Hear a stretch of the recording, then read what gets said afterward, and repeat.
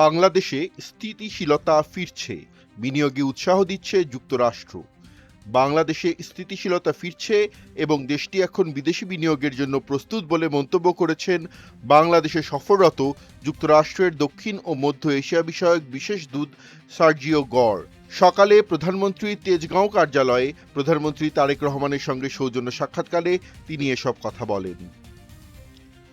সন্দেহজনক ব্যাগ পাওয়ায় মেট্রোর 2 স্টেশন বন্ধ।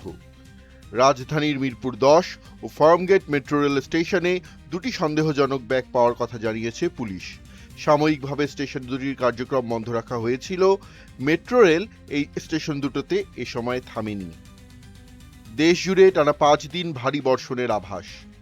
বঙ্গোপসাগরে সৃষ্ট গভীর নিম্নচাপ ও সক্রিয় মৌসুমী বায়ুর প্রভাবে বাংলাদেশের সব বিভাগেই টানা 5 দিন বজ্রসহ হালকা থেকে মাঝারি এবং কোথাও কোথাও ভারী থেকে অতি ভারী বর্ষণের পূর্বাভাস দিয়েছে আবহাওয়া অধিদপ্তর।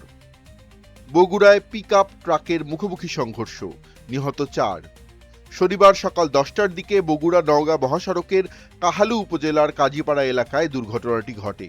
দুর্ঘটনায় নিহত 4 জনের মধ্যে 2 জনের পরিচয় পাওয়া গেছে, অন্যদের পরিচয় নিশ্চিতে কাজ করছে পুলিশ। কিয়েভে ক্ষেপণাস্ত্র হামলা রাশিয়ার, নিহত 9।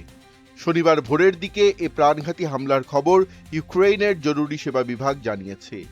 উদ্ভূত পরিস্থিতিতে ইউক্রেনের প্রেসিডেন্ট ভলোদিমির জেলেনস্কি ক্ষেপণাস্ত্র প্রতিরক্ষার জন্য আরও ইন্টারসেপ্টর দরকার বলে মন্তব্য করেছেন। আবারও সাফের সভাপতি কাজী সালাউদ্দিন। শনিবার ভুটানের থিম্পুতে বিনা প্রতিদ্বন্দ্বিতায় টানা 5ম মেয়াদের নির্বাচনে সভাপতি হন বাংলাদেশ ফুটবল ফেডারেশনের সাবেক এই সভাপতি।